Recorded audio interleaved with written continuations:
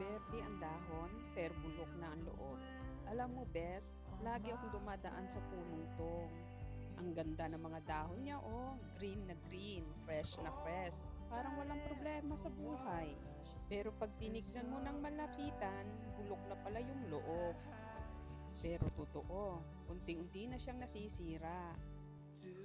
Yung tipong buo pa sa labas, pero hollow na sa loob.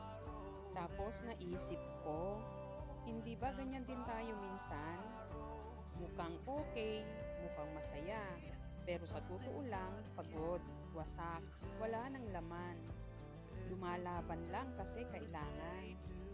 Ngumiti lang kahit gusto na sanang sumigaw. At ang masaklap, walang nakakaalam. Kasi ang tingin ng iba, ang ganda mo pa rin, ang lakas mo pa rin, pero hindi nila alam. Konting hangin na lang bibigay ka na. Kaya ngayon, na-realize ko, hindi porkit maganda ang pakete, buo pa ang laman. Hindi porkit malusog ang dahon, malakas pa ang ugat. Mag-check-in ka rin sa sarili mo ha.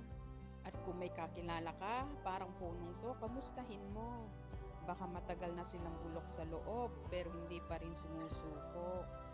Pwede mong i-comment ang opinion mo sa punong ito. Thank you for watching!